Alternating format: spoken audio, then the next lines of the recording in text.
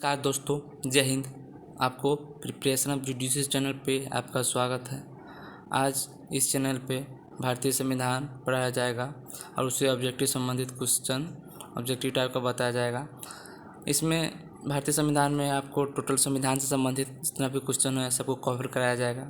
तो उसी दौरान ये पहला सेशन है, पहला सेशन का पहला वीडियो है। ये पहला सेशन संविधान सभा एवं उद्देशिका से संबंधित प्रश्न पूछे जाएंगे इसमें।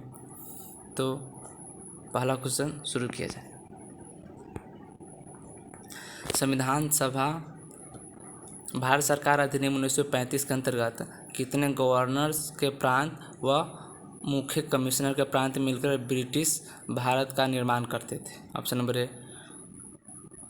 15, 14 व 7, ऑप्शन नंबर बी 11 व 7, ऑप्शन नंबर सी 15 व 9, ऑप्शन नंबर डी उपयुक्त में से कोई नहीं। यानी क्वेश्चन ये पूछ रहा है, भारत शासन अधिनियम 1935 के अंतर्गत ब्रिटिश प्रांत कितने मिलकर बनते थे? कितने प्रांत, कितने गवर्नर्स, कितने प्रांत और कितने मुख्य कमिश्नर मिल करके ब्रिटिश सरकार का निर्माण करते थे? ओके, तो इसका सही आंसर है ऑप्शन नंबर बी, यानी 11 गवर्नर तथा 7 मुख्य कमीशन के मिल करके यह प्रांत बनते थे। ओके, भारत सरकार अधिनियम 1935 के अंतर्गत 11 गवर्नर के प्रांत तथा 7 मुख्य कमीशन के प्रांत थे। यह अधिनियम 2 अप्रैल 1937 से प्रांत के लिए प्रभावी हुआ था। Okay, next question.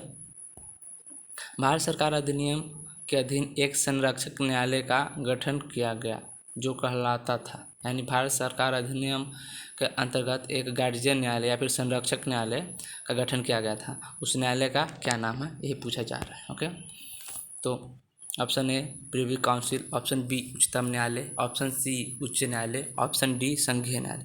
इसका सही आंसर है ऑप्शन डी, यानी संघीय न्यायालय का गठन किया गया था। भारत सरकार अधिनियम 1935 के अधीन एक संरक्षक न्यायालय का गठन किया गया जो संघीय न्यायालय यानी फेडरल कोर्ट कहलाता था।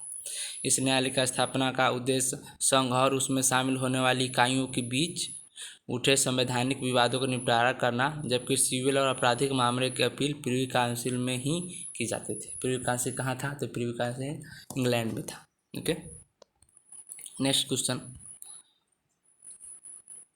माउंटबेटन योजना के परिणाम स्वरूप कौन सा अधिनियम पारित हुआ? ओके, ऑप्शन नंबर ए भारत सरकार अधिनियम 1919, ऑप्शन बी भारत सरकार अधिनियम 1935, ऑप्शन सी भारत स्वतंत्रता अधिनियम 1947, ऑप्शन डी उपयुक्त में से कोई नहीं। तो इसका सही आंसर है ऑप्शन नंबर सी, यानी माउंटबेटन योजना के परिणाम स्वरूप भारत स्वतंत्रता अधिनियम 1947 पारित किया गया। ओके, जो कि इसका व्याख्या देख ले जाए। माउंटबेटन योजना के परिणाम स्वरूप भारत स्वतंत्रता अधिनियम 1947 पारित किया। यह अधिनियम ब्रिटिश संसद द्वारा 18 जुलाई 1947 को पारित किया गया। अगर यह भी क्वेश्चन पूछा जाए से भारत सरकार अधिनियम 1937 भारत स्वतंत्रता अधिनियम 1947 कब पारित किया गया ब्रिटिश संसद द्वारा? तो 18 जुलाई 1947 को यह पारित किया गया। ओके, अब नेक्स्ट क्वेश्चन देख लिया जाए।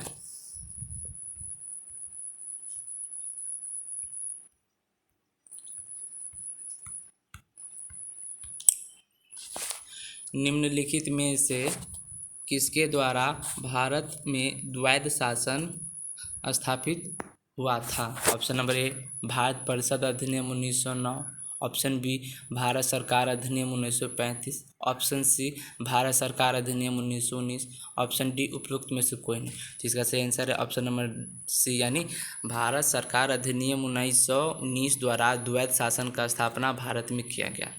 ओके, इसका व्याख्या देख लिया जाए।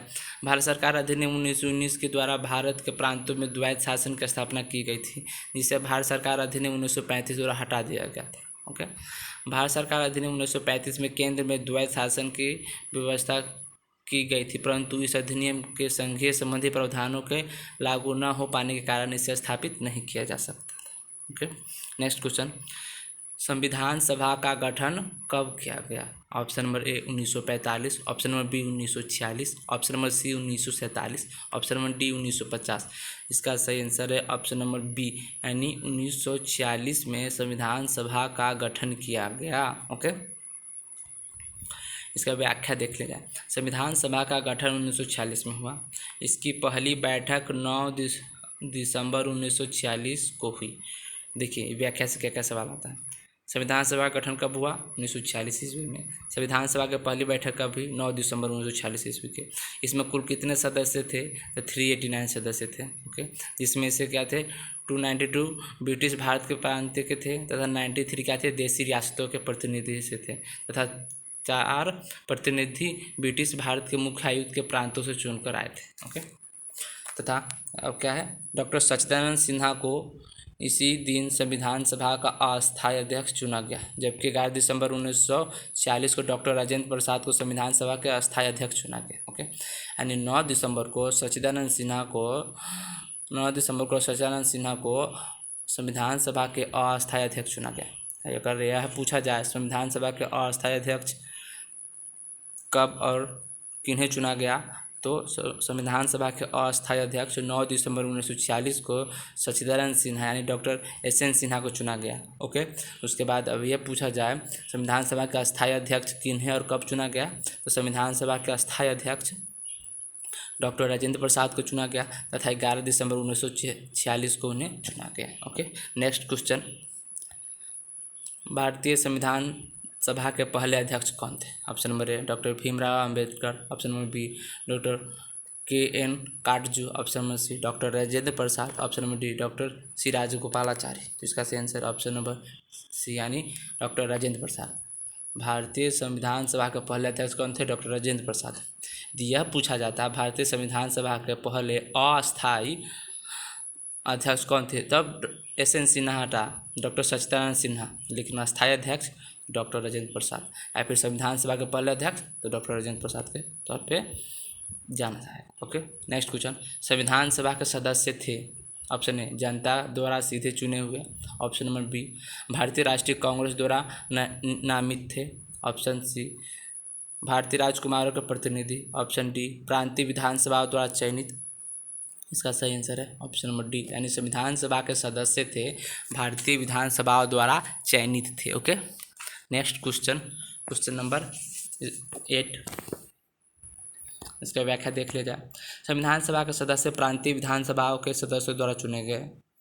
ओके, कैबिनेट योजना के अनुसार नवंबर 1946 को संविधान सभा के सदस्यों का चुनाव किया गया। ओके, संविधान सभा के सदस्यों का चुनाव कब किया गया?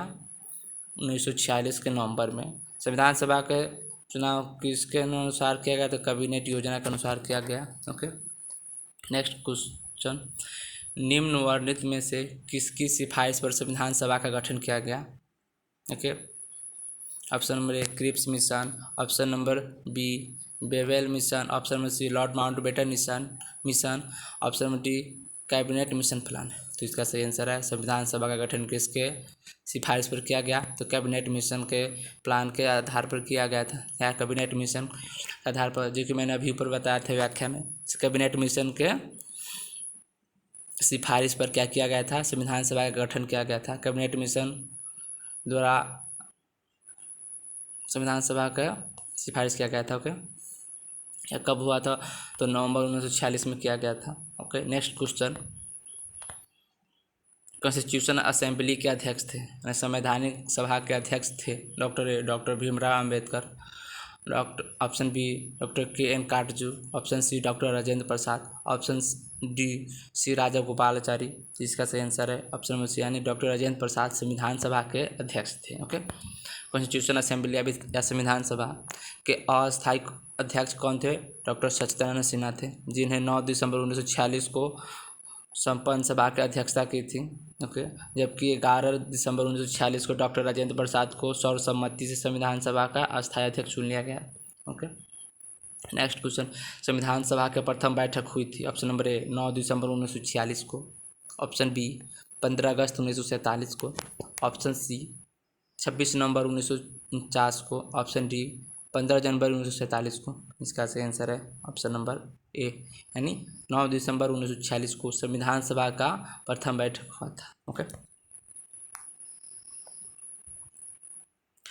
संविधान सभा का प्रथम बैठक कब हुआ था? 9 दिसंबर 1946 को। जिस दिन सच्चिदानंद सिन्हा को संविधान सभा के अस्थायी अध्यक्ष बनाया गया उसी दिन उसका प्रथम बैठक हुआ था, 9 दिसंबर को। Okay, next question. और 9 दिसंबर को ही राष्ट्रीय विधिक सहायता दिवस भी मनाया जाता है प्रतिवर्ष 9 दिसंबर को, ये भी याद रखने योग्य है। Next question. संविधान सभा का प्रथम बैठक 9 दिसंबर 1946 को बुलाए गए थे, उसकी अध्यक्षता निम्न में से किसके द्वारा की गई थी? Okay, option number A doctor Rajendra Prasad, option B Shri S N. Sinha, option B C doctor Shri Jawaharlal Nehru, option D उपयुक्त में से कोई नहीं। तो यह पूछ रहा है संविधान सभा का पहली बैठक। तो आपको पता होगा कि संविधान सभा की जो पहली बैठक हुई थी तो उसकी अध्यक्षता कौन किए थे? डॉक्टर सच्चिदानंद सिन्हा यानी श्री एस.एन. सिन्हा, जो क्या थे? संविधान सभा के अस्थायी अध्यक्ष थे। यानी उसकी जब पहली बैठक होगी या हुई होगी तो उनका अध्यक्षता तो उन्हीं ने किया होगा, यानी श्री एस.एन. सिन्हा ने। 11 का सही आंसर है ऑप्शन नंबर बी, यानी श्री एस.एन. सिन्हा यानी श्री सच्चिदानंद सिन्हा ने 9 दिसंबर 1946 को अध्यक्षता की थी संविधान सभा की। Okay, next question. निम्नलिखित में से कौन सर्वसम्मति संविधान सभा का अध्यक्ष चुना गया था? Option number A B N. Rao, option B doctor Rajendra Prasad, option number C Baba Saheb Bhimrao Ambedkar, option D M.K. Gandhi. इसका सही आंसर है ऑप्शन नंबर बी, यानी राजेंद्र प्रसाद को सर्वसम्मति संविधान सभा का अध्यक्ष चुना गया था। इसका सही आंसर है option number B. Okay, next question.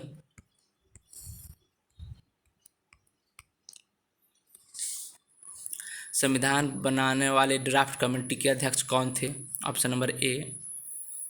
Question ये पूछा है संविधान के बनाने के वाले ड्राफ्ट कमेटी के अध्यक्ष कौन थे? Option number A doctor Rajendra Prasad, option B Frank Anthony, option number B R Ambedkar यानी बाबा साहब भीमराव अम्बेडकर, ऑप्शन डी मोतीलाल नेहरू। इसका सही आंसर है ऑप्शन नंबर सी, यानी बी आर अम्बेडकर यानी बाबा साहब भीमराव अम्बेडकर ने उन्हें क्या किया गया था? संविधान बनाने वाली ड्राफ्ट कमेटी के अध्यक्ष थे। ओके, इसका व्याख्या देख लिया जाए।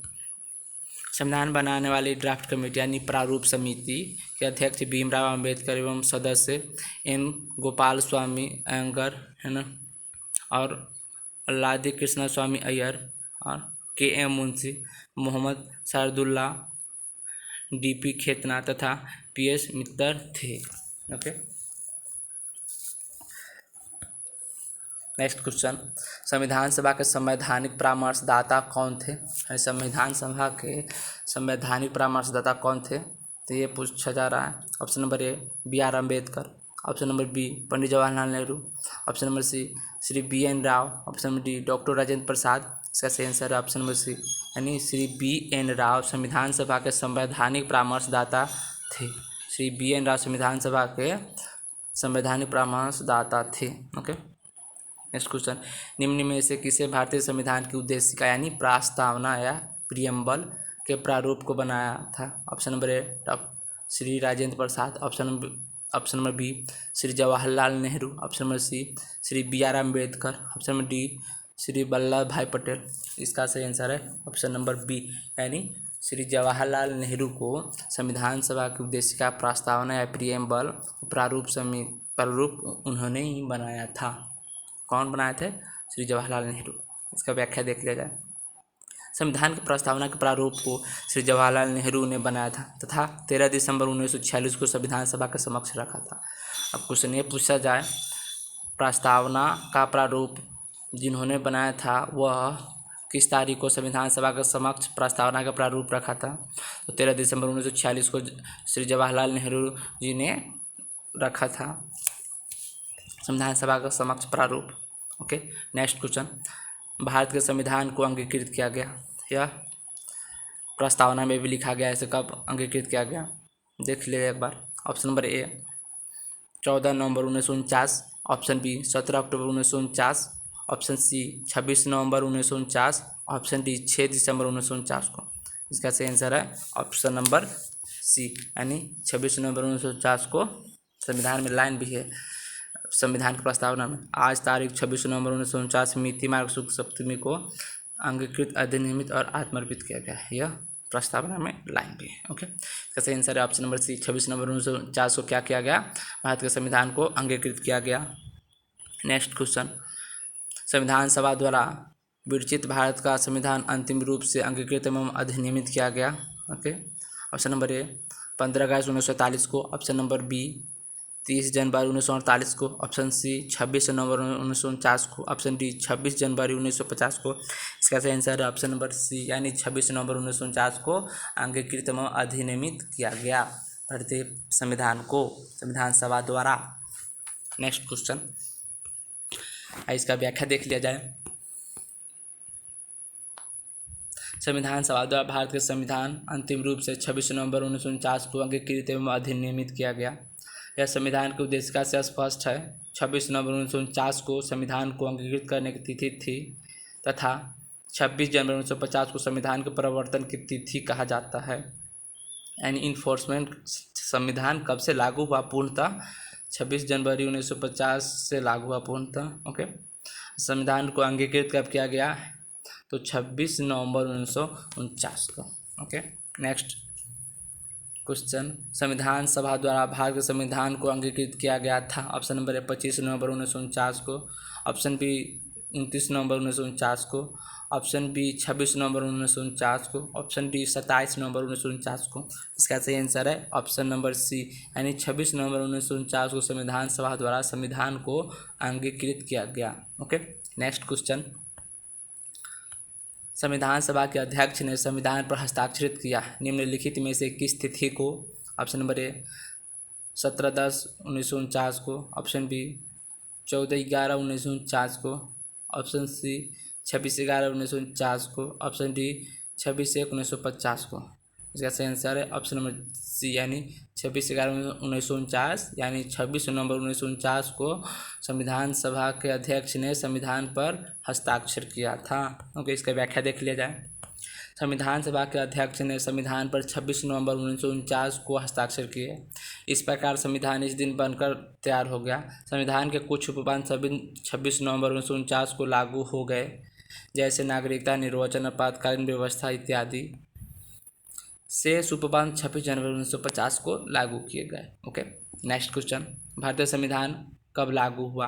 ऑप्शन नंबर ए 26 जनवरी 1949, ऑप्शन बी 26 जनवरी 1950, ऑप्शन सी 26 नवंबर 1950, ऑप्शन डी 15 जून 1947। इसका सही आंसर ऑप्शन नंबर बी 26 जनवरी 1950 को क्या किया? हमारा संविधान लागू किया गया। ओके, नेक्स्ट क्वेश्चन, संविधान सभा ने राष्ट्रीय ध्वज तिरंगा को स्वीकार किया तो कब स्वीकार किया संविधान सभा ने? ऑप्शन नंबर ए 26 जनवरी 1950 को, ऑप्शन बी 24 जनवरी 1950 को, ऑप्शन सी 22 जुलाई 1947 को, ऑप्शन डी 15 अगस्त 1947 को संविधान सभा ने राष्ट्रीय ध्वज को स्वीकार किया तो कब स्वीकार किया? इसका सही आंसर है ऑप्शन नंबर सी, यानी 22 जुलाई 1947 को संविधान सभा ने राष्ट्रीय ध्वज तिरंगा को क्या किया? स्वीकार किया। Okay, next question,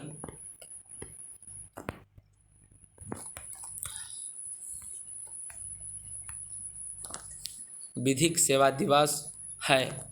option A 9 नवंबर को, ऑप्शन बी 19 नवंबर को, ऑप्शन सी 10 अक्टूबर को, ऑप्शन डी 2 अक्टूबर को। तो इसका सही आंसर है ऑप्शन नंबर ए, यानी 9 नवंबर को राष्ट्रीय विधिक सेवा दिवस प्रतिवर्ष मनाया जाता है। यह मैंने आपको पहले भी बताया था कि 9 नवंबर को क्यों मनाया जाता है विधिक सेवा दिवस, क्योंकि 9 नवंबर को संविधान सभा का अस्थायी अध्यक्ष चुने गए थे। कौन? डॉक्टर सच्चिदानंद सिन्हा। ठीक, या फिर 9 नवंबर 1946 को क्या हुआ था? संविधान सभा का प्रथम बैठक कब हुई थी? तो 9 नवंबर 1946 को हुआ था। इसी कारण 9 नवंबर को विधिक सेवा दिवस के तौर पे मनाया जाता है। ओके, नेक्स्ट क्वेश्चन, भारत में किस तारीख को प्रत्येक वर्ष विधिक दिवस मनाया जाता है? ऑप्शन नंबर ए 5 अप्रैल, ऑप्शन नंबर बी 26 नवंबर, ऑप्शन नंबर डी 1 मई, ऑप्शन नंबर सी 1 मई, ऑप्शन नंबर डी 5 जून। तो आपको यह देखना पड़ेगा विधिक सेवा दिवस तथा विधिक दिवस में अंतर है। वहीं विधिक सेवा दिवस आपको मनाया जा रहा था 9 नवंबर को, वही जबकि विधि दिवस कब मनाया जाता है? तो विधि दिवस मनाया जाता है 26 नवंबर को मनाया जाता है। ओके, 26 नवंबर को किस लिए मनाया जाता है आपको बताया जाता है। इसका व्याख्या देखिए।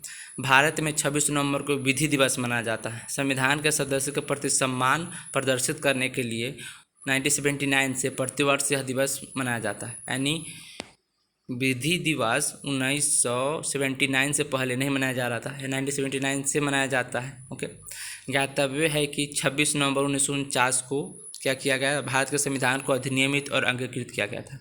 यानी कहने का मतलब विधि दिवस 26 नवंबर को इसीलिए मनाया जाता है क्योंकि उस दिन संविधान को अंगीकृत, अधिनियमित और आत्मर्पित किया गया था। इसी दिन 26 नवंबर से को क्या मनाया जाता है? विधि दिवस मनाया जाता है। जबकि विधिक सेवा दिवस 9 नवंबर को इसीलिए मनाया जाता है क्योंकि 9 नवंबर को डॉक्टर सच्चिदानंद सिन्हा संविधान सभा के अस्थायी अध्यक्ष नियुक्त किए गए थे तथा उसी दिन संविधान सभा का प्रथम बैठक हुआ था।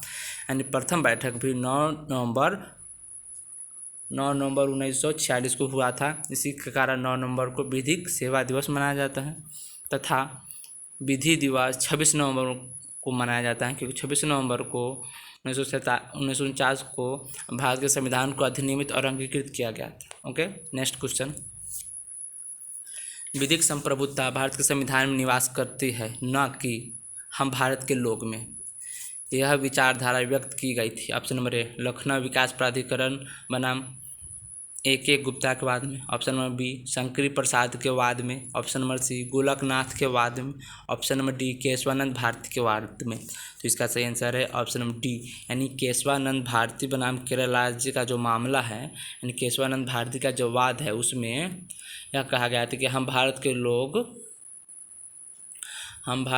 में क्या होता है? भारत का संविधान निवास विधिक संप्रभुता भारत के संविधान में निवास न करती है। कहाँ निवास करती है? हम भारत के लोग निवास करती है। ओके, इसका व्याख्या देख लिया जाए। केशवानंद भारती के बाद में अभी निर्धारित किया गया कि विधिक संप्रभुता भारतीय संविधान में निवास करती है, न कि हम भारत के लोग में। हम भारत के लोग पद का एक अंतर्निहित अभिप्राय यह भी है कि भारतीय जनता ने संविधान को निर्मित तथा स्वीकृत किया है। इसीलिए भारतीय संघ का कोई एक राज्य या राज्यों का समूह न तो संविधान को समाप्त कर सकता है और न ही संविधान द्वारा निर्मित संघ से संबंध विच्छेद कर सकता है। हम भारत के लोग ही इसके निर्माता है एवं किसी बाहरी शक्ति का अधीन नहीं है। Okay, next question. निम्नलिखित में से कौन भारत में संप्रभु है? ऑप्शन नंबर ए भारत के प्रधानमंत्री। ऑप्शन नंबर बी भारत के राष्ट्रपति। ऑप्शन नंबर सी केंद्रीय मंत्रिपरिषद जिसके शीर्ष पर प्रधानमंत्री। ऑप्शन नंबर डी हम भारत के लोग। जिसका सही आंसर है ऑप्शन नंबर डी, यानी हम भारत के लोग भारत में क्या है? संप्रभु है। इसका सही आंसर है ऑप्शन नंबर डी। इसका व्याख्या देख लिया जाए। व्याख्या। संविधान की प्रस्तावना में हम भारत के लोग पद का जिन अर्थ में प्रयोग किया गया है उससे यह नितांत स्पष्ट है कि भारतीय शासन की अंतिम सत्ता जनता में निहित है तथा भारतीय जनता ने ही संविधान को अंगीकृत और अधिनियमित किया है।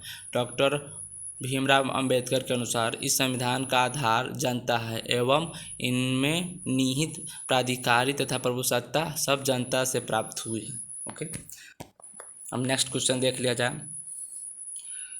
भारतीय संविधान समर्पित है, तो भारतीय संविधान किसे समर्पित है? ऑप्शन नंबर ए संविधान सभा को। ऑप्शन नंबर बी संसद को। ऑप्शन नंबर सी संपूर्ण मानव समाज को। ऑप्शन नंबर डी भारत के लोगों को। तो इसका सही आंसर है ऑप्शन नंबर डी, यानी भारत के संविधान किसे समर्पित है? भारत के लोगों को समर्पित है। Okay, next question. भारत के संविधान के उद्देश्य के पाठ का उद्देश्य क्या है? यानी भारतीय संविधान के उद्देश्य के पाठ का क्या उद्देश्य है? ऑप्शन नंबर ए सभी व्यक्तियों को मूल अधिकार प्राप्त कराना है। ऑप्शन नंबर बी भारत के नागरिकों को मूल कर्तव्य प्राप्त कराना है। ऑप्शन नंबर सी व्यक्ति गरिमा और राष्ट्रीय एकता और अखंडता सुनिश्चित करना है। ऑप्शन नंबर डी सरकारी सेवकों की सेवाओं को सुरक्षा के प्रतिभूति प्रदान करना है। इसका सही आंसर है ऑप्शन नंबर सी, यानी व्यक्तियों की गरिमा तथा राष्ट्रीय एकता और अखंडता सुनिश्चित करना। यह संविधान के उद्देश्य का पाठ का उद्देश्य है। ओके, भारत के संविधान के उद्देश्य के पाठ का उद्देश्य व्यक्ति की गरिमा तथा राष्ट्रीय एकता और अखंडता सुनिश्चित करना है, जिसमें समाजवादी पंथ निरपेक्ष तथा अखंडता शब्द 42वें संविधान संशोधन अधिनियम 1976 द्वारा जोड़ा गया था। Okay, next question. भारत के संविधान के उद्देश्य के पाठ का उद्देश्य। ऑप्शन नंबर ए सभी व्यक्तियों को मूल अधिकार प्राप्त कराना है। ऑप्शन बी, सरकारी सेवकों को सेवा की सुरक्षा की प्रतिभूति प्रदान करना है। ऑप्शन सी, भारत के सभी नागरिकों को विचार, अभिव्यक्ति, विश्वास, धर्म, उपासना की स्वतंत्रता प्राप्त कराना है। ऑप्शन नंबर डी, भारत के नागरिकों को मूल कर्तव्य प्राप्त कराना है। तो इसका सही आंसर है ऑप्शन नंबर सी, यानी भारत के संविधान के उद्देशिका के पाठ का उद्देश्य यह है कि भारत के सभी नागरिकों को विचार, अभिव्यक्ति, विश्वास, धर्म और उपासना की स्वतंत्रता प्राप्त कराना है। ओके, इसका व्याख्या देख लिया जाए। भारतीय संविधान की प्रस्तावना का उद्देश्य भारत के समस्त नागरिकों को विचार, अभिव्यक्ति, विश्वास, धर्म और उपासना की स्वतंत्रता उपलब्ध कराना है। संविधान की उद्देशिका संविधान का अंग तथा संविधान निर्माता के विचार का दर्पण है। ओके, नेक्स्ट क्वेश्चन, निम्नलिखित में से कौन सा कथन असत्य है? उद्देशिका संविधान निर्माता के विचारों के जानने की कुंजी है। ऑप्शन बी, उद्देशिका जनता के आदर्श, आशाओं, निष्ठा और आकांक्षाओं को सम्मिलित करती है। ऑप्शन नंबर सी, उद्देशिका संविधान निर्माताओं के आशय एवं संविधान के उद्देश्यों को सम्मिलित करती है। ऑप्शन नंबर डी, संविधान के उद्देश्य का कोई महत्व नहीं है, यह संविधान के परिचय से अधिक कुछ नहीं है। तो नीचे के जो लाइन है इसमें से असत्य चुनना था, यानी कौन गलत है। इसका सही आंसर ऑप्शन नंबर डी, यानी संविधान के उद्देश्य का कोई महत्व नहीं है, यह सरासर गलत है। या संविधान के परिचय से अधिक कुछ नहीं है, यह भी गलत है, यानी इससे भी अधिक है। नहीं, इसका सही आंसर क्या था इसको बता दिया एक बार। उद्देश्य का संविधान निर्माताओं के आशय एवं संविधान के उद्देश्यों को सम्मिलित करता है, एकदम सही है। तथा यह भी सही है कि उद्देशिका जनता के आदर्शों, आशाओं, निष्ठा और आकांक्षाओं को सम्मिलित करता है, यह भी सही है। उद्देशिका संविधान निर्माताओं को विचार जानने की कुंजी है, यह भी सही है। ओके, इस कारण इसका जो गलत था ऑप्शन नंबर डी था, इसलिए इसका सही आंसर होगा। ओके, इसका व्याख्या देख लिया जाए। संविधान की उद्देशिका का कोई महत्व नहीं है, यह संविधान के परिचय से अधिक कुछ नहीं, यह क्या है? असत्य है। संविधान की प्रस्तावना उन मौलिक मूल्यों व प्रदर्शन पर आधारित है तथा उन लक्ष्यों व उद्देश्यों के प्रति प्रेरित है जिनको संविधान के संस्थापक पिता भारतीय शासन व्यवस्था में प्राप्त कराना चाहते थे। उच्चतम न्यायालय ने भी उद्देशिका को बहुत महत्वपूर्ण व उपयोगी कहा है। Okay, next question, question number 30, व्यक्ति के कर्म और राष्ट्र की एकता और अखंडता सुनिश्चित करना। ऑप्शन नंबर ए, भारत के प्रत्येक नागरिकों का मूल कर्तव्य है। ऑप्शन नंबर बी, राज्य का एक नीति निर्देशक तत्व है। ऑप्शन नंबर सी, भारत के संविधान की प्रस्तावना के अंतर्गत एक संकल्प है। ऑप्शन नंबर डी, भारत में प्रत्येक व्यक्तियों का एक मूल कर्तव्य है। इसका सही आंसर है ऑप्शन नंबर सी, यानी व्यक्ति कर्म और राष्ट्र की एकता और अखंडता सुनिश्चित करना भारत के संविधान की प्रस्तावना के अंतर्गत क्या है? यह एक संकल्प है। ओके, इसकी व्याख्या देख ले जाए। व्यक्ति कर्म और राष्ट्रीय एकता एवं अखंडता सुनिश्चित करना भारत के संविधान की प्रस्तावना के अंतर्गत एक संकल्प है। नेक्स्ट क्वेश्चन, भारत के संविधान के प्रस्तावना के अंतर्गत निम्न में से कौन सा क्रम सही है? यानी नीचे के 4 ऑप्शन है उसमें सेलेक्ट करना है, तो भारतीय संविधान के प्रस्तावना के अकॉर्डिंग कौन सा क्रम सही है? ओके, ऑप्शन नंबर ए, प्रभुसत्ता संपन्न समाजवादी धर्मनिरपेक्ष यानी पंथ निरपेक्ष प्रजातांत्रिक गणतंत्र, यानी ऑप्शन बी, प्रभुसत्ता संपन्न धर्मनिरपेक्ष या पंथ निरपेक्ष समाजवादी और प्रजातांत्रिक गणतंत्र। ऑप्शन नंबर सी, प्रभुसत्ता संपन्न समाजवादी प्रजातांत्रिक धर्मनिरपेक्ष पंथ निरपेक्ष या गणतंत्र। ऑप्शन डी, प्रभुसत्ता संपन्न धर्मनिरपेक्ष या पंथ निरपेक्ष प्रजातांत्रिक और समाजवादी गणतंत्र। इसका सही आंसर है ऑप्शन नंबर ए, यानी भारत के संविधान के प्रस्तावना के अंतर्गत निम्नलिखित में से कौन सा क्रम सही है? तो इसका सही क्रम ये है कि प्रभुसत्ता संपन्न समाजवादी धर्मनिरपेक्ष या पंथ निरपेक्ष प्रजातांत्रिक गणतंत्र। ओके, इसका व्याख्या देख लिया जाए। भारतीय के संविधान के उद्देशिका में शब्दों का सही क्रम इस प्रकार है। हम भारत को एक संपूर्ण प्रभुत्व संपन्न समाजवादी धर्मनिरपेक्ष यानी और पंथ निरपेक्ष लोकतंत्रात्मक गणराज्य बनाने के लिए ज्ञातव्य हो कि प्रस्तावना में समाजवादी पंथ निरपेक्ष का अर्थ तथा अखंडता शब्द 1976 में 42वें संविधान संशोधन अधिनियम द्वारा जोड़ा गया है। इन जोड़े गए शब्दों की धारणा संविधान में पहले से ही नहीं थी, प्रस्तुत संशोधन द्वारा उन्हें स्पष्ट कर दिया गया। ओके, यदि आपको मेरे द्वारा बनाया गया वीडियो यदि पसंद आता हो तो कृपया चैनल को सब्सक्राइब करें और बेल आइकन को दबाएं और अपने दोस्तों के बीच वीडियो को जरूर शेयर करें। Thanks for watching.